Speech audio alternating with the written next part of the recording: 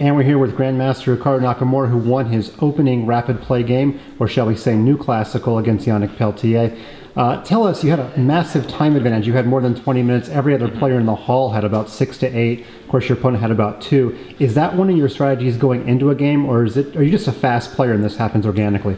I mean, I think naturally I'm a faster player, certainly, but I think the position was just very easy for me to play, so it kind of lent itself to just a lot of quick moves, a lot of natural moves. I mean, I didn't really have to think much, pretty much until we were nearly at the end game, after I played this knight h6 move, because I mean, all the moves I played, I think, were just straightforward. I mean, this knight c4, a4, bishop d2, bishop a5, bishop c3 idea.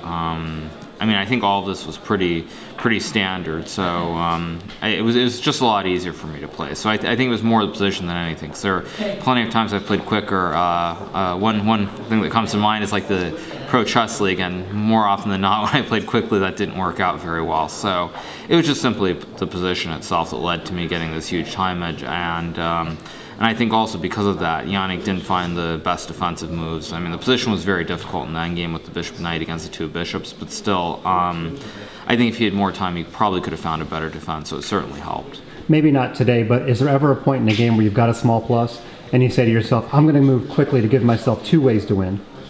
I mean, I think certainly it's possible. I think it really only applies to time controls where there's only one time control. Any game which can have a second time control after move 40, I think you're a lot more careful about it and don't do it. I mean, I remember, I think it was quite some years ago now. I think maybe it was 2009, 2010-ish. But I remember there was this game that I saw, which was I think Mamedyarov against Kamsky in one of the FIDE Grand Prix. And I think Mamedyarov had maybe an hour and a half to Gada's like 2 minutes or something, and he was much better. But he started blitzing and eventually blew the position, and then he ended up losing the game as well. So it just depends. But in one time control format where there's really no risk, there's certainly no reason not to play quickly. But it wasn't the primary focus. I was just trying to find moves to improve my position and put more pressure on Yannick. And today your 2 bishops were difficult to deal with. Yesterday, one of the blitz games, Gelfand faced the 2 bishops against you. It took about 70 moves, but he finally fell. We heard in the U.S. Championship that knights are stronger or can be a little more tricky in blitz games, but is the bishop pair equally as difficult to deal with as knights? Well, I mean, I think if you were to ask Wesley, for example, he would say that he much prefers like the 2 bishops to say 2 knights or bishop knight. I think that actually applies to pretty much all top players. The bishop pair is generally preferable. Although, having said that, I do remember there was a game against Fabiano in the Singfield Cup 2 years ago when he had the fantastic result, or I guess 3 years. Yeah, okay, two years ago. And I ended up with the bishop pair against his 2 knights, and he understood the structure better, and the knights were better than the bishops, and so I lost that game. But in general, most top players do prefer the bishop pair, and I mean, maybe if you don't have a lot of time left, knights are favorable, but I'll always take bishops over knights.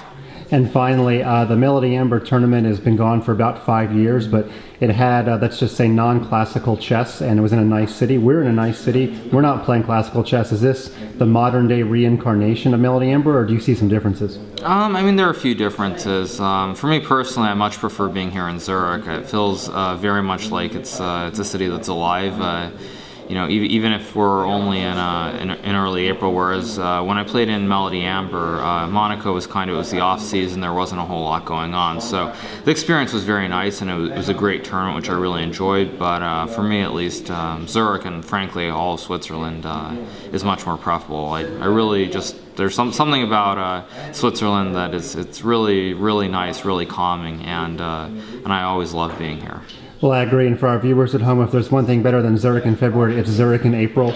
Come visit. It's a very great city. And Hikaru Nakamura, the early leader of Zurich 2017.